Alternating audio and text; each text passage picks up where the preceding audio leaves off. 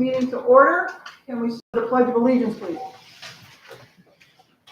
Allegiance to the flag of the United States of America, to the republic for which it stands, one nation, under God, indivisible, with liberty and justice for all. I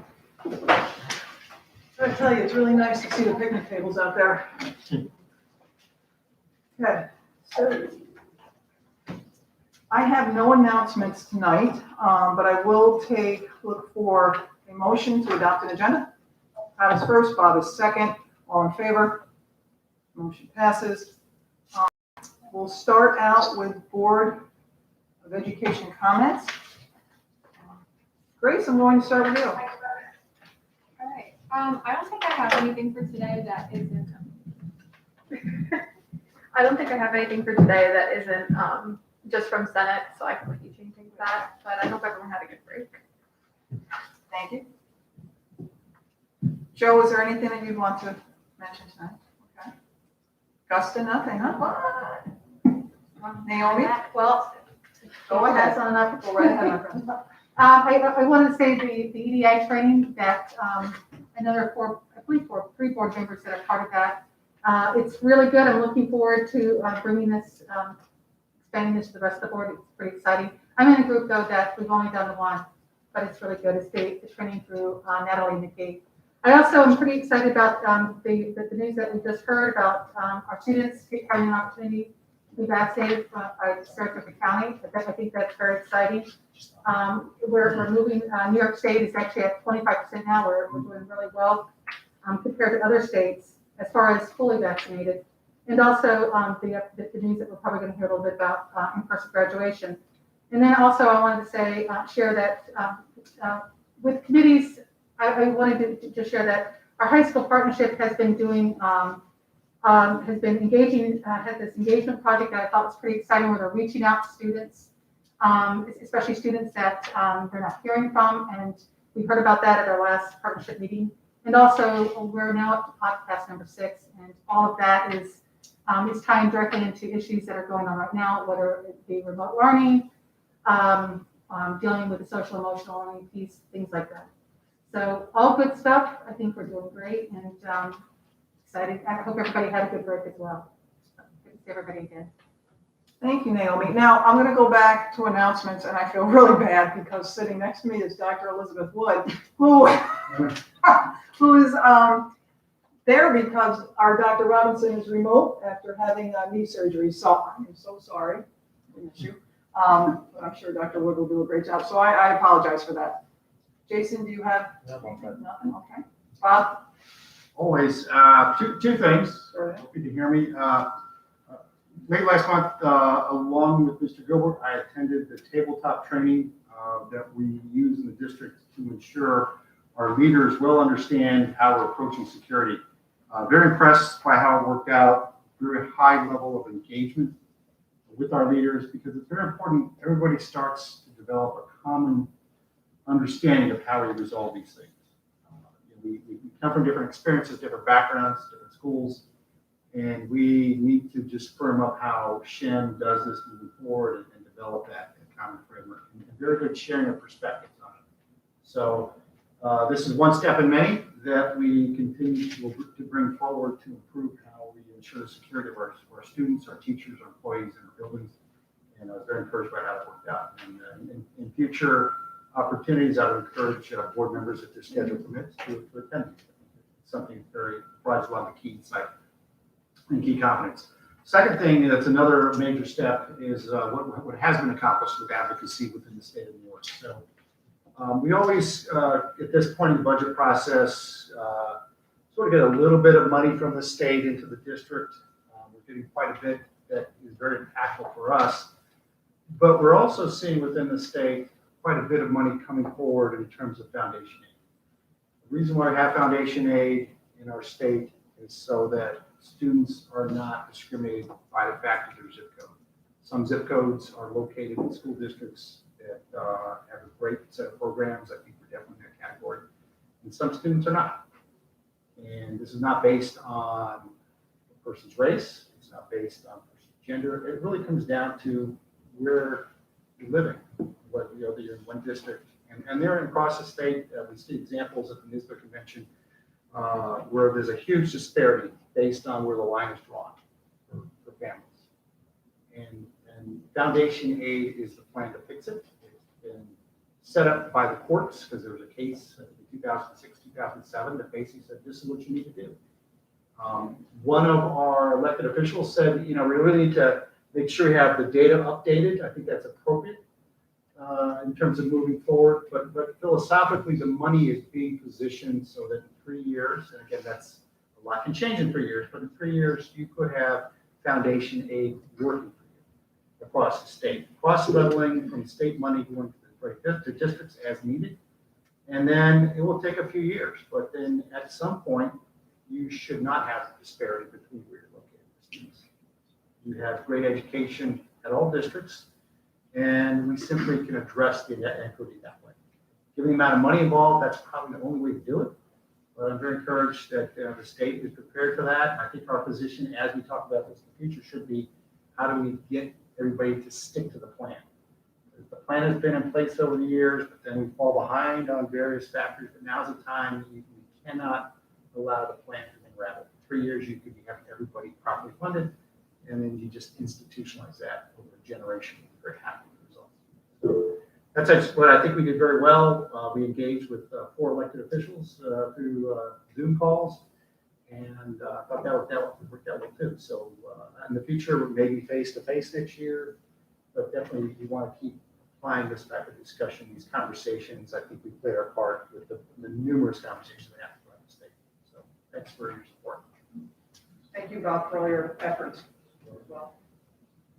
Todd? I'm gonna blow your mind, I have some today. Oh, Just 2 real quick. I want to call out the district. There was an email that went out today about a vaccination clinic for our students 16 and older in conjunction with the Saratoga County Public Health.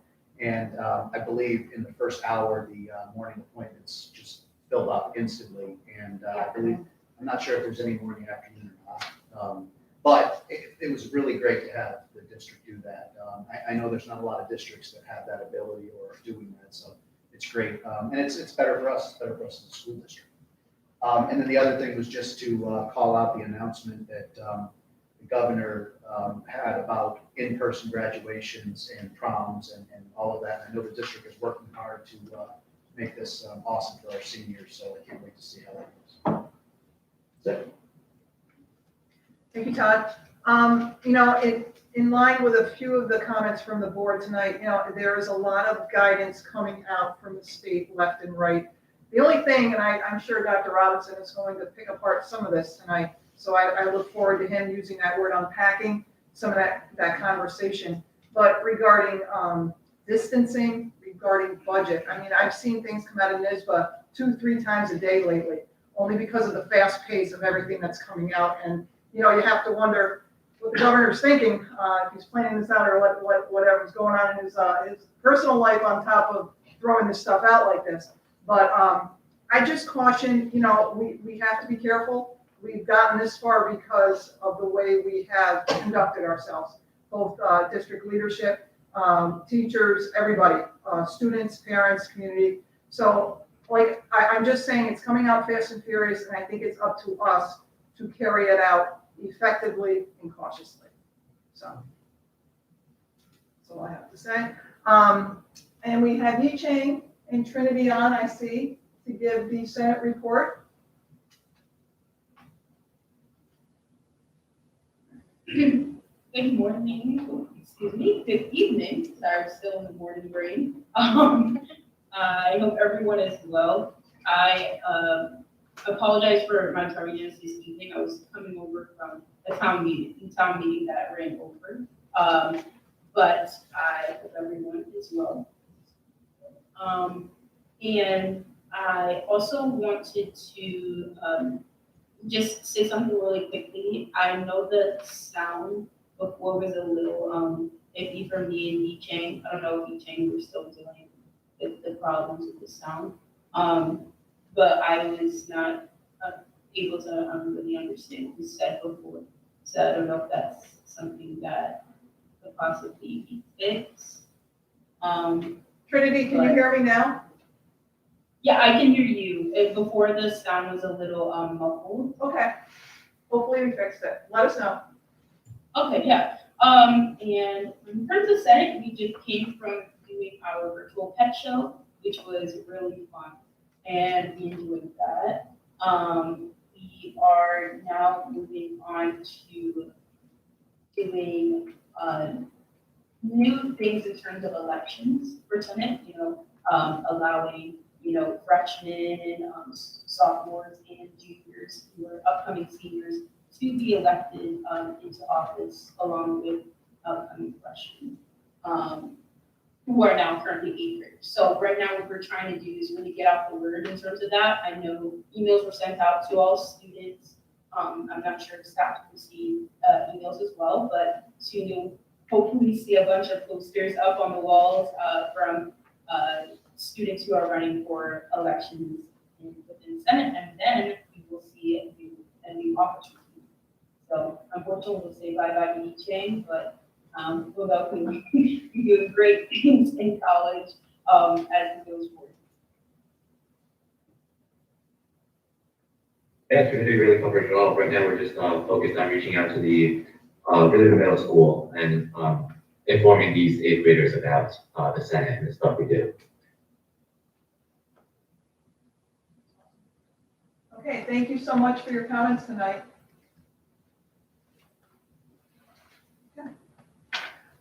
This is an opportunity for the public to address the Board of Education. Because this meeting is being held with limited in-person attendance, if you are a district resident, please send questions, comments via boe@shenschools.org. All questions, comments come into the Office of Public Information Officer and are shared with the board and/or superintendent. The board will not address specific questions, comments, but ask for your name and address in the event follow-up is necessary. Policy questions, concerns are typically addressed by the board president. Operational questions, concerns are typically addressed by the superintendent and/or designee. I don't believe anything came in from email. Okay, we are set. So Mrs. Bush is going to come up and talk about our tenure recommendations and recognition of retirees. Good evening. This is an unusual evening. Typically, we would have a really full house, and I'm hoping that there are several folks on the live stream. We have 27 instructional staff that have completed their probationary terms with us and will now be recommended for tenure. They will be recognized in an in-person ceremony in October. The tenure becomes effective September 1, and we are optimistic that we will be able to hold that recognition as we typically do. But I would like to acknowledge and make the recommendation. So we have Catherine Katie Alon is going to be tenured in art. Faith Vital, tenure in elementary. William Bretzweiser, secondary foreign language. Maddie Campbell, secondary foreign language. Bonnie Clark, tenured in elementary. Alexis Davenport, special education tenure area. Jennifer Ducharme, elementary tenure area. Gail Hancock Huddle, special education tenure area. Amanda Harrington, tenured area of elementary. Emily Judah, tenured in art. Brady King, secondary mathematics. Denise Leary, tenured in elementary. Emily Litwin, home economics. Jessica Logan, special education tenure area. Joseph McGrath, tenure in elementary. Janelle Manzanero, tenure elementary. Daniel Palmerino, tenure in physical education. Catherine Pierce, speech.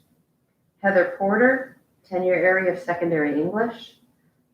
Elizabeth Liz Sadaka, tenure area of school psychologist. Kelsey Shares, tenure area elementary. Heather Smith, tenure area elementary. Dan Snedeker, tenure area special education. Nicole Tempest, tenure elementary. Eric Tracy, tenure elementary. Aaron Turnick, elementary. And Nicholas Vanderwerken, secondary English. We have provided the pictures and they're posted for folks to see faces or put faces with the names, and we would like to recommend those 27 instructional staff for tenure at this time. Mrs. Bush, did you mention Mrs. Davenport?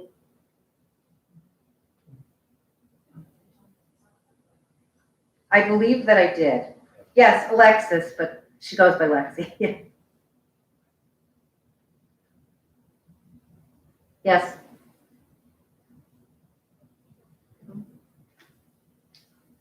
We vote on that? You can do that in the action item. I just want to recognize just our administrators, our principals, our academic administrators, that the amount of work they do to ensure that these reviews are really the passing of professional expectations really has to be applied here. I go through and I look at these because to me it's the best way to understand what we expect of our teachers as they go through this journey from brand new to being tenured. And I think the quality continues to improve on the process here, but also just what we're expecting of our educators. A great example, I think, is what, I really got a good idea about the MOVE program, really ramped up at Tisago, because one of the teachers, Dale,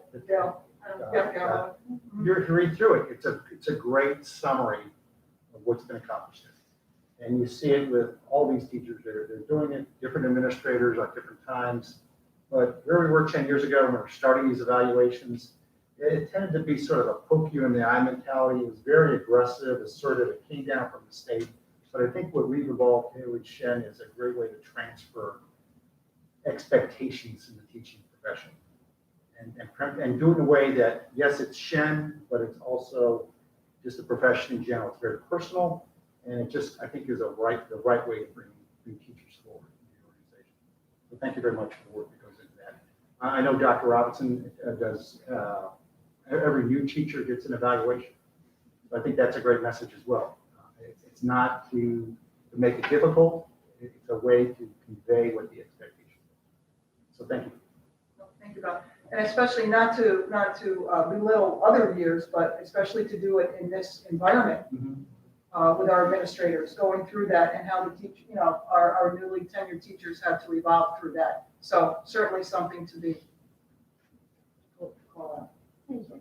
And part of our tradition, along with having our tenure recipients recognized, we traditionally recognize the retirees at the same meeting. And again, it would be rather full house. Since September, we have a total of 71 employees who are retired. They've either retired or they're retiring by June. I often recognize them each month as their retirement comes up, but I would like to take just a couple of minutes to call out their names and congratulate them. They totaled 1,565 total years of experience. Wow. So quite amazing, and from all areas. So we do have pictures as well. So I'll start with Cynthia Fafaro, 17 years, teacher aide, high school East. Terry Gallego, 20 years, teacher aide at CODA. Janet Speck, 32 years, secondary school monitor, high school East. Karen Gibbons, teacher aide at Arenda, 30 years with the district. Bridget Gallup, senior school monitor at Orangen, 26 years with the district. Diana Balsamo, 14 years as a secondary school monitor at high school East. Deborah Blair, bus driver, 27 years with the district. Joanne Ellison, secondary school monitor at Acadia, 26 years with the district. Carol Larson, secondary school monitor, 26 years, most recently at Acadia. Dennis Mattice, 21 years, secondary school monitor, high school East. Grace Post, teacher aide, Acadia, 20 years of service. Sandra Saya, teacher aide, high school East, 12 years of service. Penny Patricia Thompson, school nurse, high school East, 14 years of service. Rita Armstrong, elementary classroom aide at Octay, 20 years with the district. William Bill Miller, cleaner at Octay, 36 years with the district. Justina Vetter, bus driver, transportation, 24 years with the district. These weren't alphabetical, so I just want to make sure. Michelle Bridges, elementary classroom aide at Shattuckon, 16 years with the district. Kelly DeFisciani, Public Information Officer, was 12 years with Shenendehowa, many more years than that as our information person. Deborah Frame, 19 years, food service helper, most recently at Gowanna. Guillermo Panada, 10 years, bus monitor and transportation.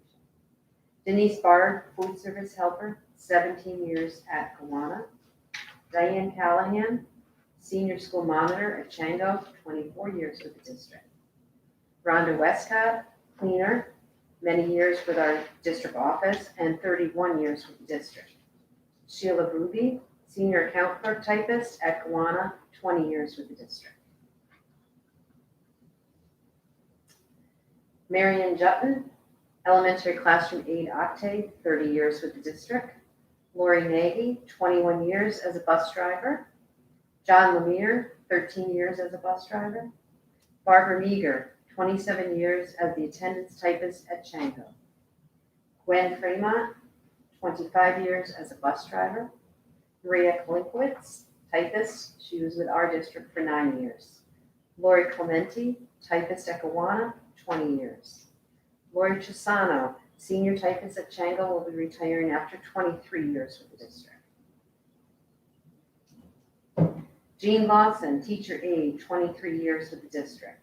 Joanne Bonanno, typist at Octave, 22 years. Mr. Robert Melia, 26 years, assistant superintendent with the district. Darlene Hussey, typist, Scano, 24 years with the district. Dennis Lanchek, 21 years in transportation as a bus driver. Sharon Lanchek, 20 years typist, most recently at Octave. Pamela Nacarado, 22 years as a bus monitor in transportation. Candy Barger, 26 years as a bus driver in transportation. Elise Harrison Smith, bus driver, she was with us for 8 years. Kathleen Becker, bus driver, 27 years with the district.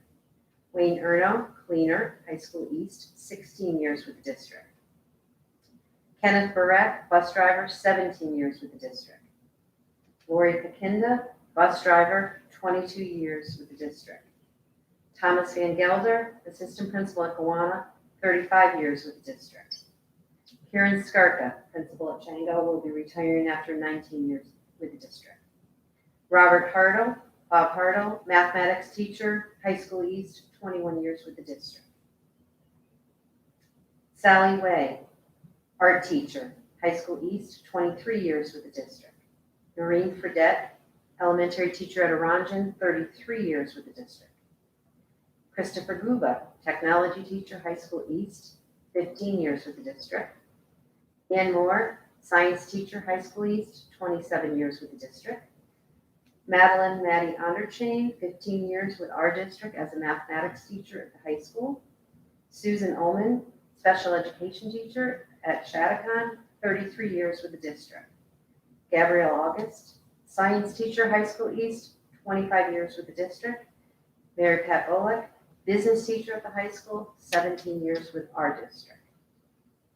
Michelle Boxbaum, speech teacher, 20 years with Tasago. Shailene Blackart, 31 years as an elementary teacher at Orangen. Gary Brown, elementary teacher, 19 years with the district, Scano. Maureen DeGenero, 31 years, elementary teacher, Orangen. Linda Francois, elementary teacher at Orangen, in the district, 31 years. Jean Pravola, 29 years, phys ed teacher, High School East. Lisa Naradka, 31 years, speech teacher, again, most recently at Octave. Jan Riley, school counselor, High School East, 24 years with the district. Tracy Rapitsky, elementary teacher, Chattacon, 35 years with the district. Mr. Ken McDermott, director of learning technology, 16 years with the district. Lawrence Larry Wingowski, 12 years, social studies teacher, High School East. Lawrence Larry Caban, bus driver, transportation, 19 years with the district. Stacy McDonald, elementary teacher, most recently at Tasago, 11 years with the district. Donna DeSimone, 20 years, teacher aide at Tasago. Diane Barr, 17 years, teacher aide at High School East. those are the retirements and upcoming retirements as of today. We probably will have some more, but I would like to wish them congratulations and thank them for the years of service.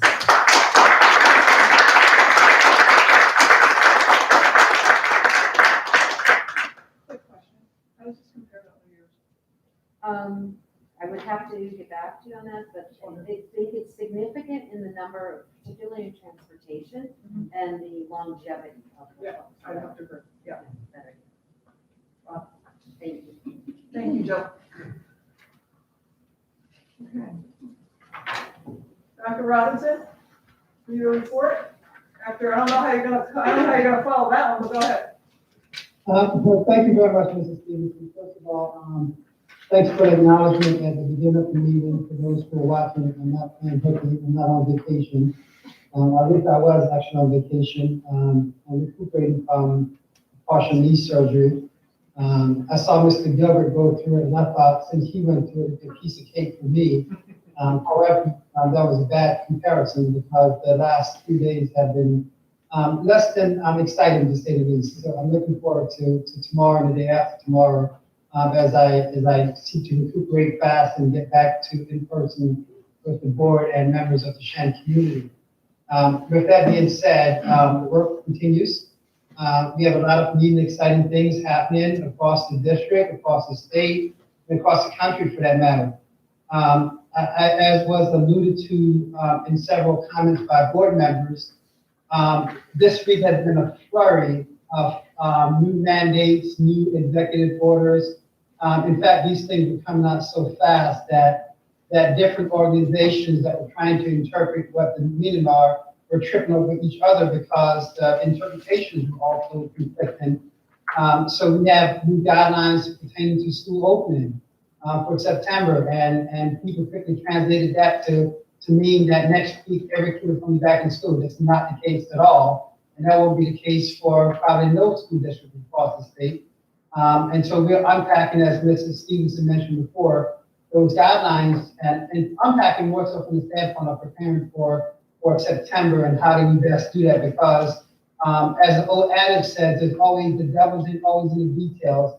And with that particular 24-page guidance, there's a lot of details that put a lot of restrictions on what we can do. And so we're hoping now between April 13th and when we start school in September, things will be significantly different even beyond what the recent adopted or let's say adjusted guidelines have just recently released. So we're unpacking those. There's not a sense of urgency, and I think Mr. Stevenson said it right. Our success, particularly as we plan for reopening this school year, and now I think we're 143 days into the school year, is because we took a very measured approach to understand all the parameters and the subsequent implications of those parameters before we executed a plan. And it's important because our students don't get a do-over because of us rushing to do something and not being able to do those things well.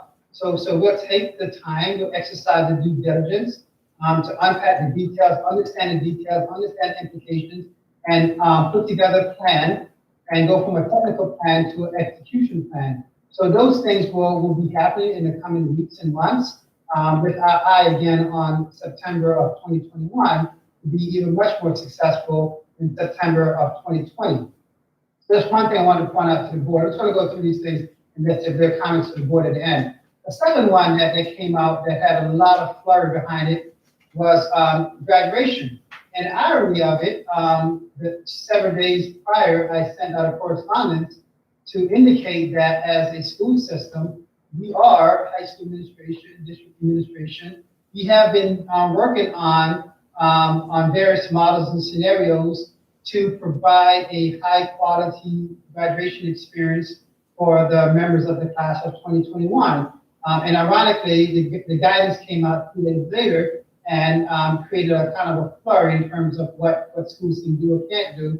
And, when I look at the guidance, I mean, the guidance are great if we're a small school district, no problem. However, we're not a small school district. Our graduation class size is upwards of 800 students.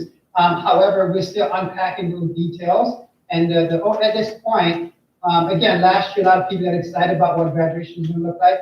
Our goal is we're looking to an in-person graduation. That's our goal, that's our objective.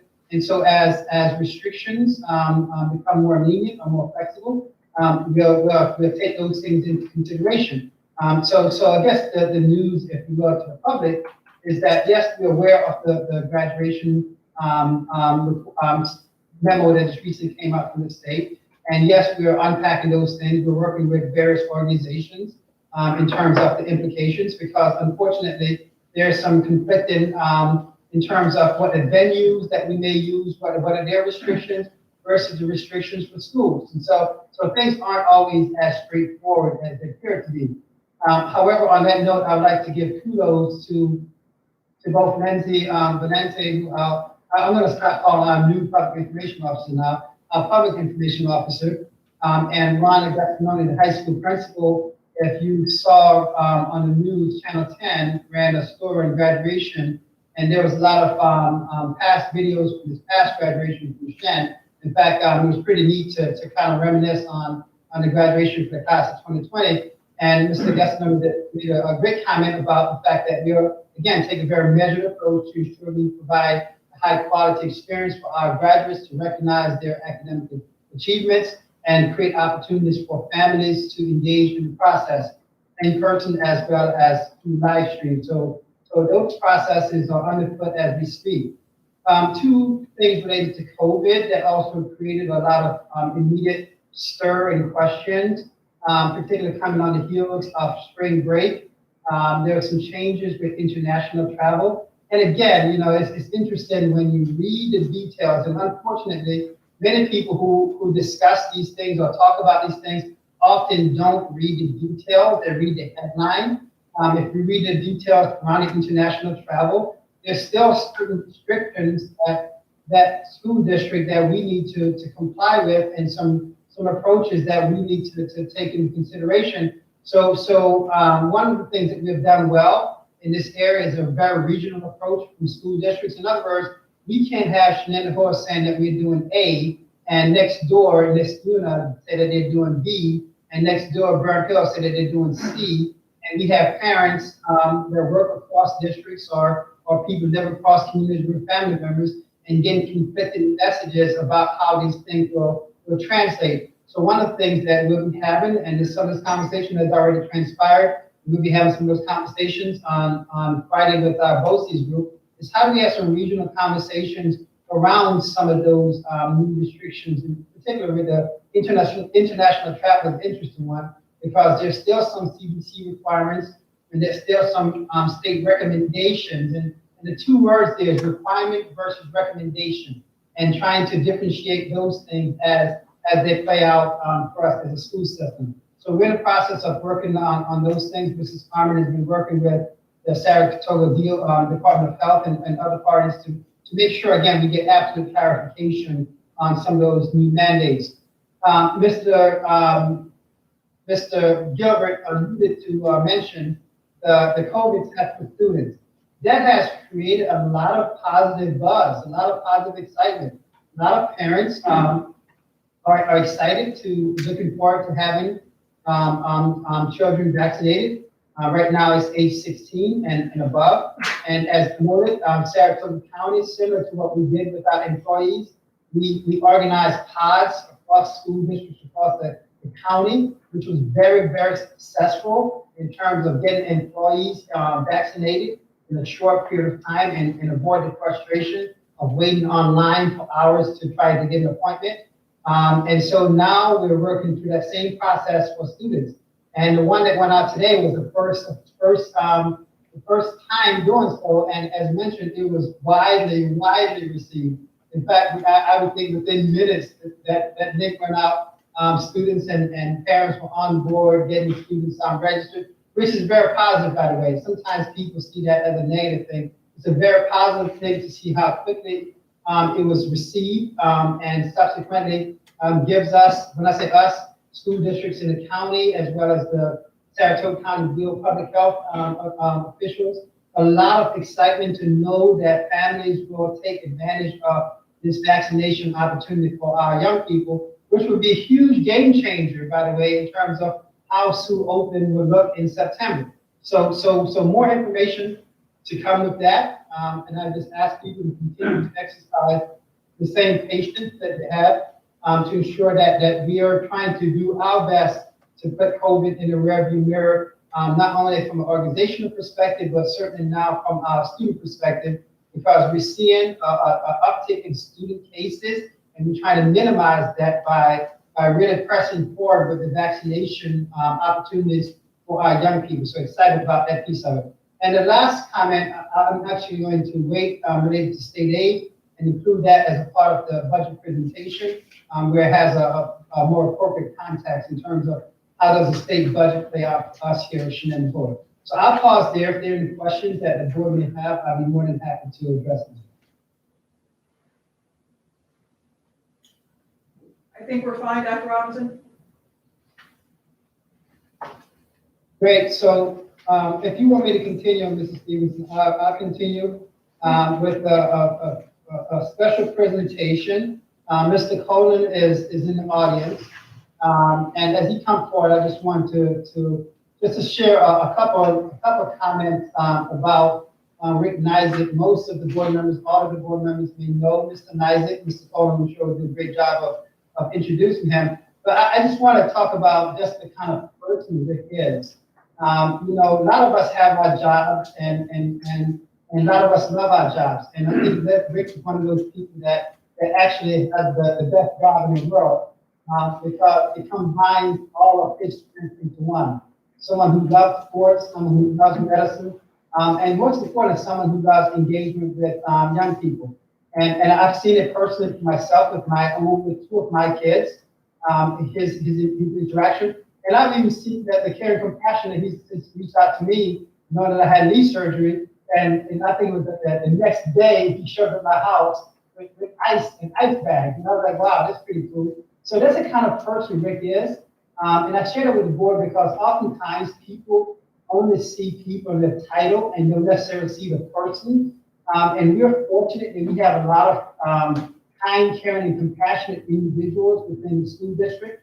And so tonight, this recognition for Rick from his association is to that. But I personally want to say, Rick, thank you for being there, particularly for our student athletes. We have thousands of young people who play sports every year, and he is a constant with all of them to encourage them when they're injured, to give them advice to avoid injuries during season, out of season, and just being just a constant positive presence. So Mr. Nizick, I want to say thank you for all you've done, and as Mr. Colin present this award for you. I wish I was there for you, but I can't. But I want to say thank you very much, and thank you, congratulations. Thanks, Dr. Robinson.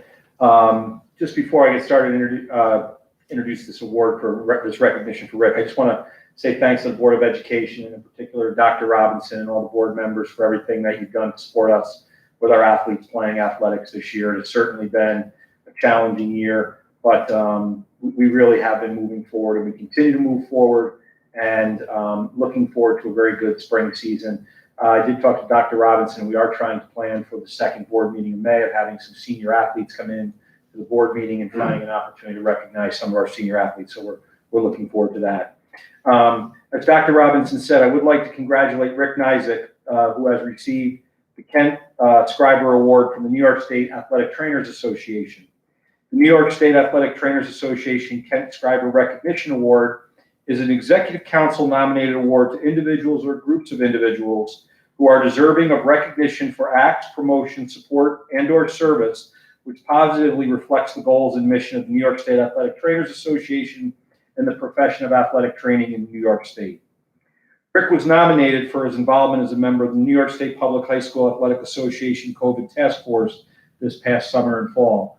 Rick was the lone athletic trainer on the task force that NISPA had put together for statewide from the tip of Long Island all the way to Buffalo. Rick represented the New York, the Athletic Trainers Association, and all the decisions that were being made, good, bad, and indifferent, by the New York State Public High School and their COVID task force. Just real quickly, for 16 years in a full-time capacity and over 20-something when he was a part-time athletic trainer, Rick has selflessly dedicated himself to our athletes and has always gone above and beyond. He is always willing to help any athlete through any illness, injury, accident, or whatever their ailment might be. His office is always busy and full of athletes rehabbing injuries to get back in the game. He is respected by his peers statewide. He is respected by all the coaches within our department. And more than anything, he is a champion for the profession of athletic training. And the New York State Athletic Training Association certainly has picked a worthy recipient of this award.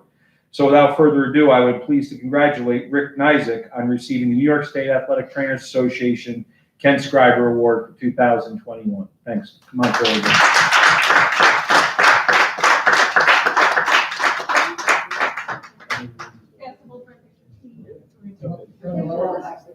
We're all vaccinated. Yeah.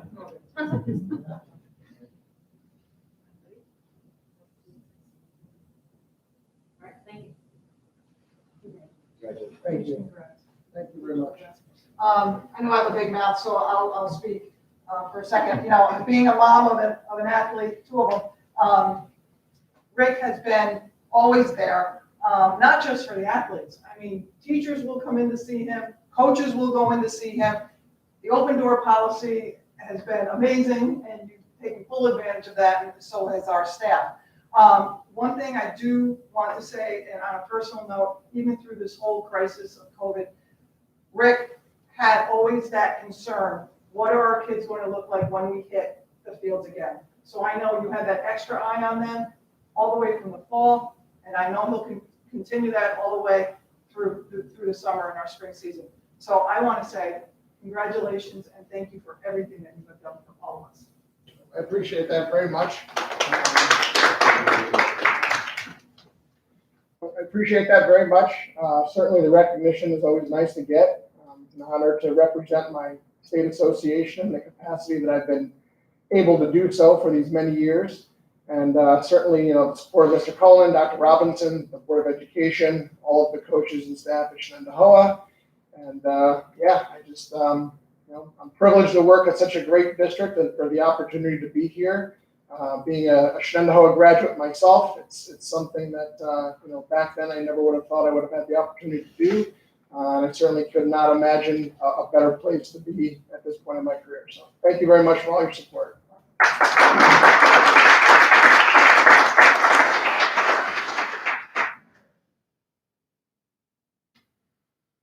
Thank you very much, Mrs. Stevenson, and the board for taking the time for the recognition of Mr. Nizick. So, Mrs. Stevens, do you want to continue with the presentation? Please do, Dr. Robinson.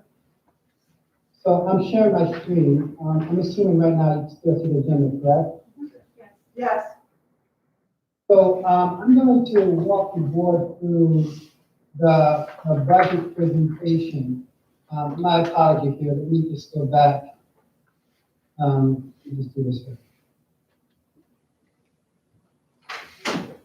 So as Mr. Presley mentioned, the state approved the budget recently, surprisingly had more money allocated than certainly I and many people thought. A big concern that we had was too high or too great of a reliance on on federal funds and the whole notion of a funding cut. So that's something that we have kept our eye on and we'll continue to keep our eye on as we move forward. I'm sharing that because that's still very much a concern that's looming in the background as we plan for 21, 22, as well as we look forward to 22, 23, 23, 24, and beyond. Because as the board knows, when we put budgets together, it's not a single year process. We are looking at multiple years and ensuring that we can have a consistent outcome year after year after year. So I will not go into every detail of this presentation because it builds upon the last presentation. However, I'm just going to pause at certain points to highlight some of the differences between the last we spoke and subsequently what we're recommending for the board for adoption to go to the public vote in May. So I think this one slide, there's always one that's worth certainly for the public to realize that our process, the budget process is just that. It's a process. It's a process that takes into consideration a lot of facts, a lot of factors as we analyze options and opportunities to ensure, again, that we provide the best opportunity for our students. So all is driven by the mission of the school district. So when people say, seem like we always have a similar outcome, the answer is yes, we should have a similar outcome because we're driven by the same mission. Our mission as an organization is still very much focused on engagement, having students having a voice, a passion for their learning. It's still focused on innovation, taking advantage of opportunities. It's still focused on ensuring cultural competence, recognizing that equity and opportunities and outcomes define the fabric of who we are as a system and who we continue to strive to be as a system. It's contingent upon global collaboration. That we want our young people, Yi Chan and Trinity and Grace, for example, young people who are on this board meeting, we want them to be champions in their respective fields. We want them to be as encouraged about their work as Mr. Nizick just articulated. He said when he graduated from Shen, he's so privileged to be back working in the school district that he graduated from and loved. So we want that for our young people. And all of this comes down to a notion of collective work and responsibility, where we know that the school and the community, the partnerships have been great over the last 16 years, being here as superintendent, and even prior to that. And those partnerships are built on a notion of trust. And when I say trust, not blind trust that's defined by evidence of outcomes. And over the years, we've shown over and over again that as a school system, we will provide a great opportunity or great opportunities, if you will, for our students. And so that's what drives that. The fiscal goal, I won't necessarily go through, but this is part of the goal that the Board of Education adopts. It again drives our thought, our thinking, our deliberations, our decisions, and subsequently recommendations that we have for the school district.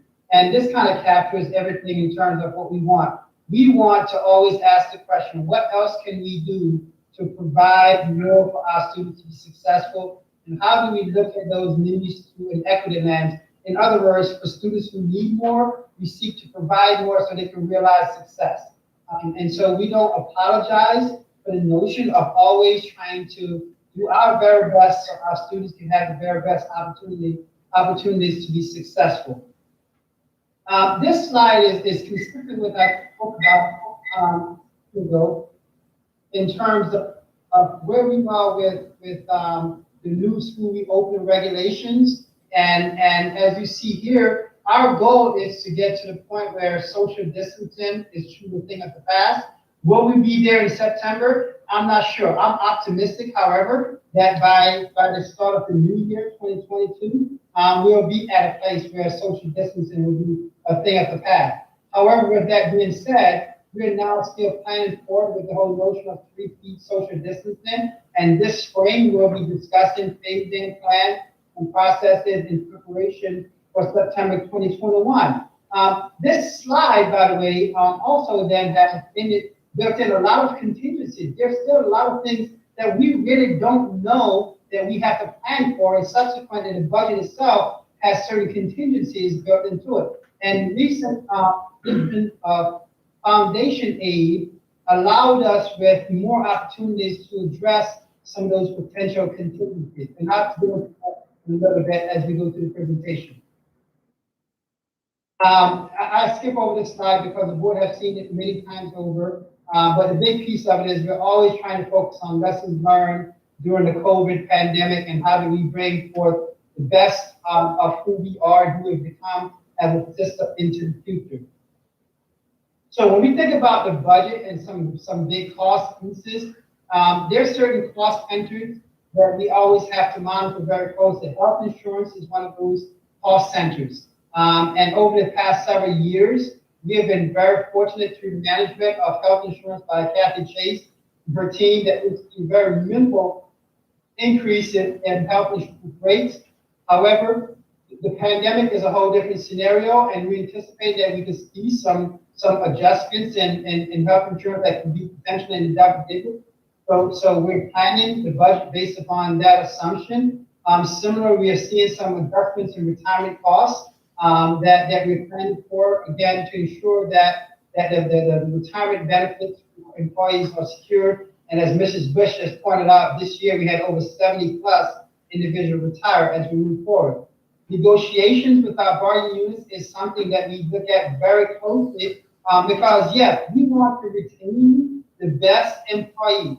Yes, we want to be fair and reasonable in our compensation of our employees, and we want to be able to do so within a budget that's sustainable over time, which is key to, again, the success of our system. So when we look at collective bargaining unit, we look at it from the affordability perspective. Can we afford what we're going to settle over the life of the respective contract? And or do we have a situation that we're concerned at some point during that contract we'll be making reductions in staff because we can't afford a contract to settle? We never, ever want to be in that second predicament. So we look at negotiations keenly through that lens of cost containment to ensure that we can continue to add value to the organization.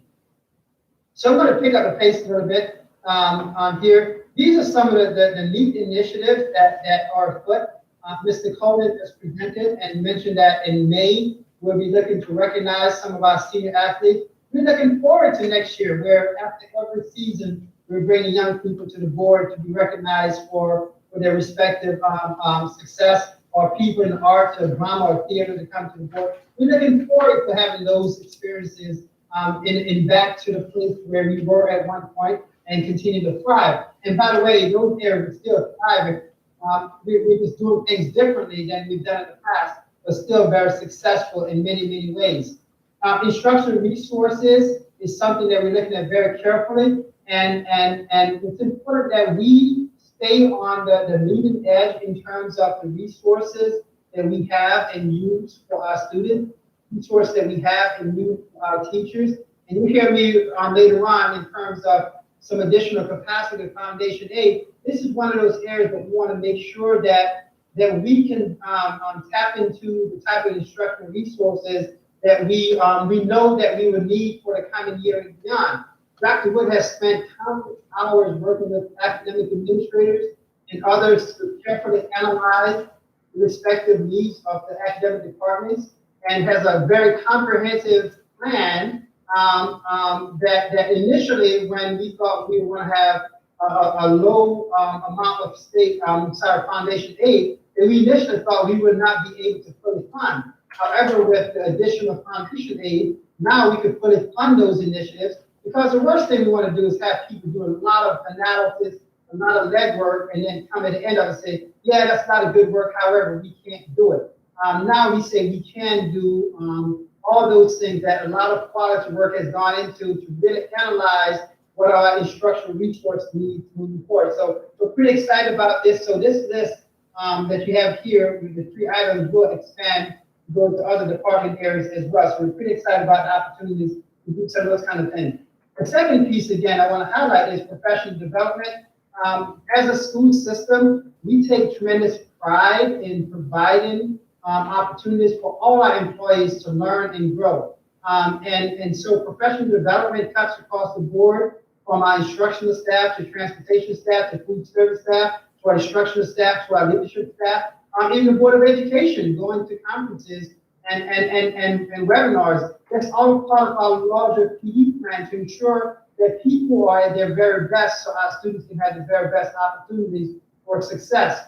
One big area that we know that we'll be engaged in a lot of professional development during the spring, summer, and into the fall relates to block scheduling for grades, for the middle school and the high school grades. So we're looking forward to those kind of things. We're looking forward to continue some of the work that we're doing now surrounding equity, diversity, and inclusivity. So having some additional resources to invest in professional development, not only can we reach more people, but we reach more people faster, subsequently moving the district ahead even faster versus having things being stretched out over multiple years. So that's one area, again, as I get to the additional foundation aid, that we'll be recommending to use some additional foundation aid to address some of those professional development obligations. So let me just fast forward here to to the kind of bottom line where we are right now. This year, the tax cap calculation, it has been around for a long time. This is the lowest calculation since the inception of the calculation for Shen. It's right at 2%. So in other words, this will be the lowest tax levy increase that's being proposed since the tax cap limitation came out. So that's something that we kept in mind as we saw additional funds. How do we maintain the tax levy right at the tax cap limit, which is the lowest since the inception of that? So that's a key point, to use some of those funds to ensure that we don't have to increase the levy beyond the tax cap limit. This graphic in the middle talks about foundation aid at the bottom. So we received about little over $3 million more foundation aid this year versus last year, and which was for us a notable amount. And I don't want to use the word significant. There are school districts that receive significant more foundation aid. I would say we received a notable more foundation aid than anticipated. So we're looking to use that foundation aid to do a couple of things, which I'm going to talk to through in a second here, which I'm going to go right into right now. So this is the amount of foundation and other aid. There were some other adjustments in aid categories too that translated to $3,047,677. So it's almost little over $3 million in additional foundation aid and other aids. And so with that, the basic premise that we started the conversation and deliberations with, how do we avoid creating our own structural deficit? What do I mean by that? How do we avoid going out and committing these additional dollars to things that are recurring costs for years and years? In other words, what happens if New York State is unable to sustain the foundation aid next year or the following year? We never want to be in a situation that because of a decision that we make as a system, we're now unfortunately have to make major cuts. And you saw that with a lot of school districts this past year. They were compelled to make major significant reductions at a time that we were actually adding staff. And that comes from the perspective of making sure that we're very strategic in terms of how we use resources. So if that $3 million, almost $1 million of it is used to ensure that the tax levy, in other words, what the amount of taxes that we be asking taxpayers to pay, remains at that 2% cap rate, which is, again, is the lowest percentage since the inception of the tax cap. So $971,000 is going to create that balance for us to have a low tax cap, but yet provide the capacity for us to do more in the budget itself. In some areas that we're looking to do more in the budget, as I mentioned before, instructional salaries and professional development, there's still a lot of uncertainties surrounding the opening of schools. And so right now, the $516,000 that you see there is more generalized in terms of allocation than specific. We have some areas that we know that we need to look at closely. However, those things won't manifest until, quite frankly, after the budget passage, when we get into May, June, July, and August, as we're planning for the school year. And we don't want to have a situation that we have big plans that we can't execute when we have resources to be effective to do so. So we recognize that there'll be some instructional needs beyond what we're projecting right now. We recognize that there could be some professional development needs beyond what we're projecting right now. Because at the end of the day, we want to have a seamless transition into the 21-22 school year. And so that's why we're recommending that particular allocation out of that additional fund balance. The second area is instructional materials. As I alluded before, a lot of time has been expended under the leadership of Dr. Wood and academic administrators and various building leaders to identify the instructional materials to make sure that we truly do have the most current and most comprehensive instructional materials and tech tools, applications, if you will, apps, as the kids would call them, for our students to make sure that we're maximizing leading ed technology within our classroom. And so some additional allocation was set aside for that, as we unpack some of those needs in the coming weeks and months here as well. So that's why that $400,000 allocation refers to. The third component is, Mr. McDermott has done a tremendous job, and congratulations, Ken, on his announcement of his retirement at the end of the year. Did a tremendous job with his IMS team over the past 12, 18 months as we pivoted through COVID to ensure that instructional technology was not a pinch point for our students in their learning. We also learned a lot from that in terms of some areas that we can continue to bolster in terms of access to instructional technology. So right now, most of our instructional technology goes through a purchase process via Advocacy because it allows us to recoup reimbursements by going through the Advocacy process, and plus gives us a better cost point when we're a part of a bid with many school districts versus individual versus singularly as a school district.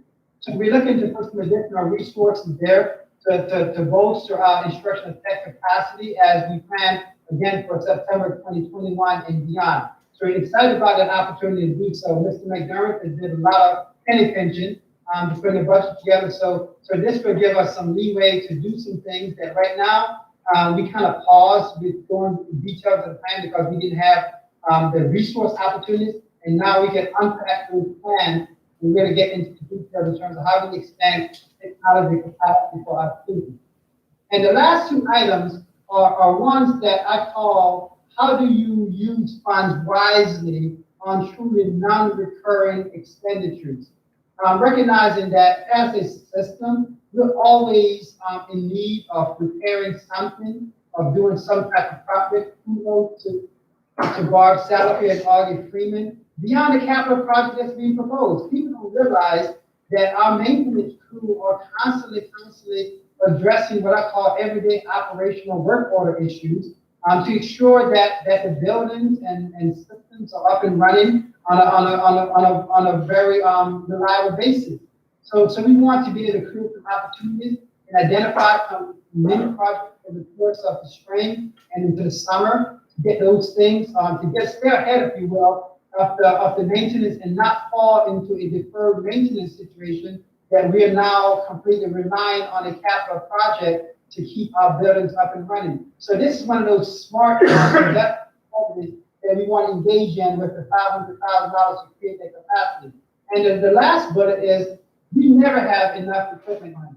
We manage equipment very closely, and so this gives us a chance again to make some non-recurring expenditures. This is a great opportunity to do so because all this is predicated on the notion that yes, we're fortunate and we're appreciative of the resources that's in the state budget for the coming year. And we also recognize that the state budget is very much a political process, and from year to year, it ebbs and flows, and we can't have a situation that we go from feasting to famine. We never want to be in that predicament. We always want to be in a situation that we take a very moderate or moderated approach to things, and we can also always predict our success and our outcomes. So those are the items that we essentially looking to extend the additional resources on. So at this point, I'm going to stop there and see if there are questions that the board may have about any of these items, recognizing that a lot of the details we're still very much unpacking, but more importantly, the larger notion of how we're looking to use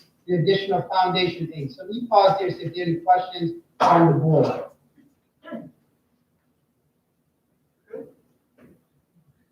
No comments or questions, Dr. Robinson? So thank you, Ms. Stevens. So I'll just pick up real fast and go to the end then. The board has seen this is how the funds are allocated through the budget process, the shares I call. And so our budget is budget, we're proposing $187 million budget, 3.2% increase. The tax levy, as I mentioned before, is going to be capped at that 2% mark, and it's going to be one of the lowest tax levy since the tax cap law went into place. So it's a win-win all the way around. We create capacity to do more for our students and also minimize the impact on taxpayers at the same time. This three-part budget just kind of gives the board and the public a glimpse of our resources. It's very consistent, and it should be very consistent. The day that this graph becomes inconsistent, that's when we have a problem. The day that we're not spending more on the pink bar, our programming, that's when we have a problem. And that day will never occur because our processes are designed to have a very consistent outcome. That's what that graph shows.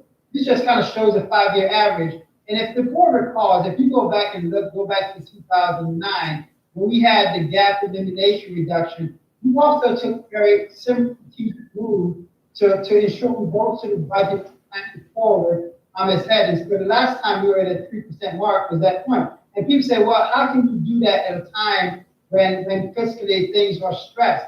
It's when things are stressed, we have to make the most strategic moves to ensure that we can get out of this period and maintain the high quality that we have pride ourselves on as a system. And so if you kind of think about it from an investment perspective, if you were an investor, and in the most impressive investors say that you make your best investment during times of down market and not on the upcycle.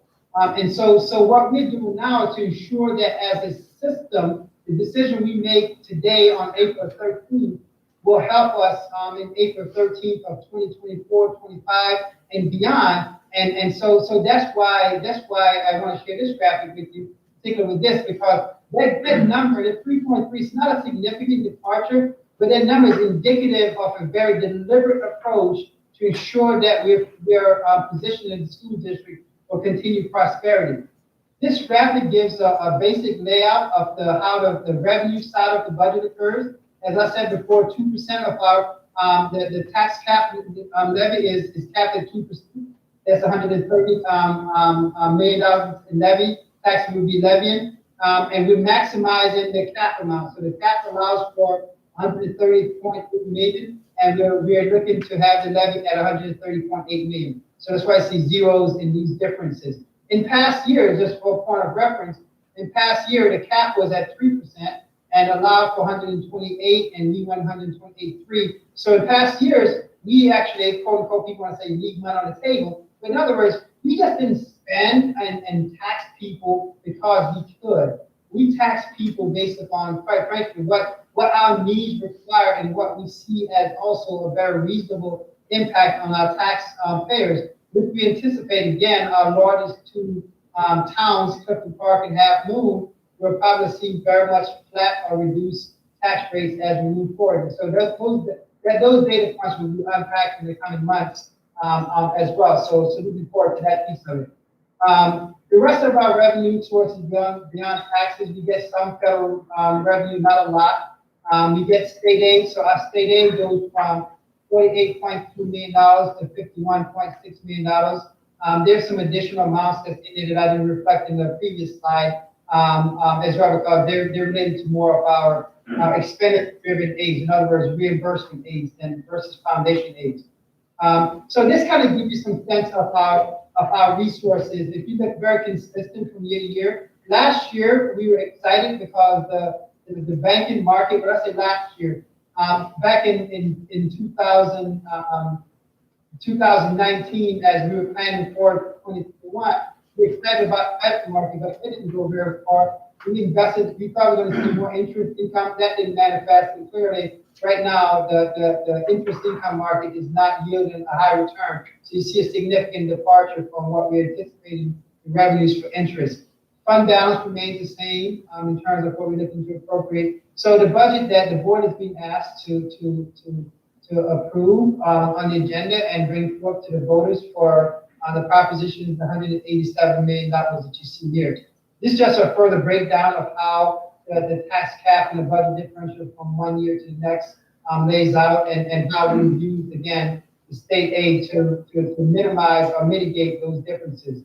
And these are the three propositions that's on the action item for the board, the budget, the 3 C's for the Board of Education, the transportation, bus replacement, and the capital project.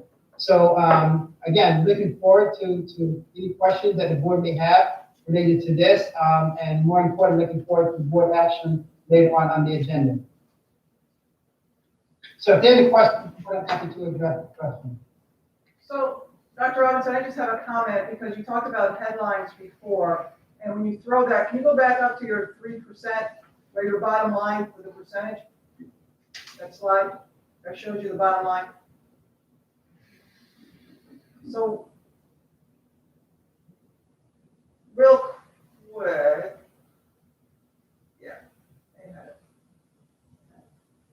So, This one? yeah, that's fine. I think it's important to know when you talk about headlines, people might look at that and go, oh, 3%, 0.8 over what we had. But remember, the tax levy is the key there. So I think that's just important. When Glenn writes his paper, that Glenn's not here, but I'm sure he's listening. It's very important to notate that. That is not an increase of just because we wanted to increase. This is about the tax levy here. So I think it's important to note that. Yeah, well, great point, Mr. Stevenson, to distinguish between the levy impact and the overall budget impact. Because typically, in a typical year, it's almost a one-to-one relationship. In other words, in a typical year, if we had a 2% levy, we would have a 2% budget. Or if we had a 3% budget, we'd have a 3% levy. Obviously, that's not the case because we're using the fund balance to address some needs as well as allowing us to maximize that cap or keep that cap at a maximum level. Other comments? No further comments, Dr. Robinson. Thank you very much for the indulgence. And before I close out this portion, I want to say kudos to Kathy Chase and Dr. Wood, particularly because we've had many meetings to discuss the details, and they've had many meetings with other individuals. So I'm not leaving anyone out by just highlighting those two ladies in the process, because I know that they've met with many folks over the course of the month to present what we think is a very comprehensive budget that again, continue to position Shenendehowa for continued success, not only next year, but for future years. And I think that's a key point of it. We want to be in a situation that we have tremendous confidence that the coming years as a system will be good years for our students. So thank you very much for your support as a board, and tremendously supportive to allow us to do the type of work that we do as well. So thank you very much for your leadership, Mrs. Stevenson and Mr. Gilbert and the entire Board of Education. And as Mr. Malala would have said, these budgets, this doesn't happen by accident. There's a lot of hard work behind this. So. Oh, Mrs. Kerman. Okay. Policies and procedures. Good evening. Tonight, the policies being presented for first reading are from March's policy review meeting. You'll see a majority of them are special education policies with a couple additional ones in there that were added this time around due to some practice changes or law changes. Are there any questions regarding those? I do have a question. So with the 5645, the one about bathrooms, the link at the bottom actually goes to an article. It doesn't go to the law. Oh, the policy? Yes, the policy. Okay, I'll double check that. Okay, and I also want to say that it was, this only just passed, so kudos to the committee for implementing the changes. It was a little bit different than what we saw as far as it's specific to single-use bathrooms. And I do think, and also SED also commented, they're right up on this, that it does, it's a good direction we're going in when we focus on the purpose of the room rather than the gender of the occupant. So I think this is good. We're going in the right direction. Thank you. Yes, That thank was you. my only comment too. Thank you. Thanks, Becky. Okay. Moving on to consent items. Treasurer's report. Can I get a motion? Naomi's first, Bob is second. Any comments? Hearing none. Can I get a motion to approve? All in favor? Aye. Motion passes. Minutes. I can't remember, Todd, you were missing from one of them, let me. No, I did a remote. You did remote on all three? I'm sorry. Okay, cool. I think ours is 1. I think it was 16. Yeah. The 16th. All right, Mark, then we'll do them separate. March 9th, can I get a motion? Bob is first, Joe is second. Any questions? All was here, all in favor? Motion passes. March 16th, Augusta will abstain. Can I get a motion? Bob is first, Todd is second. Comments, questions? All in favor without Augusta? Motion passes. March 23rd minutes, can I get a motion? Joe was first, Augusta is second. Any questions? All in favor? March 23rd passes. Action items. Business. Adoption of the 21-22 school budget, propositions for budget, buses, BOE candidates, and capital project. Can I get a motion? Todd is first, Gusta is second. Kudos to everybody. Any other comments or concerns? Okay, all in favor? Motion passes. Adoption of New York State Property Tax Report Card. Can I get a motion? Bob is first, Jason is second. Comments, questions? Is the report card actually attached, or was it just the memo? I only see the memo. There's a second link There's another link? where it says attachment. It's a separate link. Jason, Naomi, are you okay with that, or are you still searching? Yep, there it is. Thank you. Yes, I got it. Okay. Did I do it? Yeah. I know. All right, all in favor? Motion passes, thank you, Jason. I'm gonna do 3 to 6 all in one for the contract. So contract Hanover Research, contract Power School, contract Turf Management Company, Shattuck, and contract Saratoga Center for the Family. Can I get a motion? Gus is first, Bob is second. Comments? All in favor? Motion passes. ECA approvals. Can I get a motion? Bob is first, Naomi second. Comments? Hearing none, all in favor? Motion passes. Number 8, bids, healthcare supplies. Can I get a motion? Joe is first, Bob is second. Any comments? So these aren't PP&E, this is just supplies are needed, medical supplies, correct? That's how I saw it. Yeah, okay. Any other comments? All in favor? Motion passes. Number 9, scholarships and local grant donations with gratitude from Albany Braces donation, Ocean State Job Lot donation, and scholarship donations. Can I get a motion? Todd is first, Bob is second. Any comments? All in favor? Motion passes. Mrs. Mylad is coming up to talk about the acceptance of special education placements. Good evening. I have for you recommendations from the committees on preschool and school age special education for both this year and next year. Any comments from Mrs. Mylad? Can I get a motion? Bob is first, Joe is second. All in favor? Motion passes. Mrs. Bush is going to come up to talk about approval of staffing recommendations. So the staffing recommendations include the tenure recommendations that I made earlier in the meeting and just additional staffing. There are no other retirements on this staff. And huge congratulations. I can't name out the names this time. I'm sorry about that. But anyway, can I get a motion? Jason's first, Joe is second. All in favor? Motion passes. Mrs. Carmen's coming up for the second reading of policies.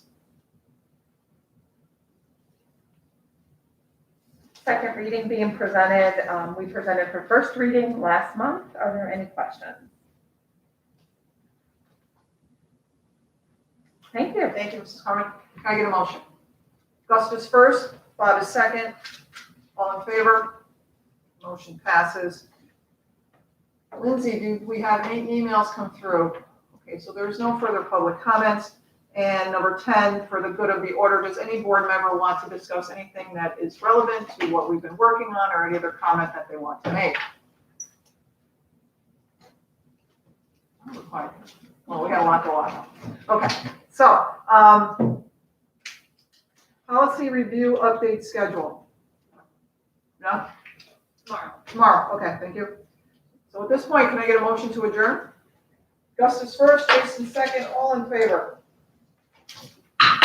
Meeting is adjourned.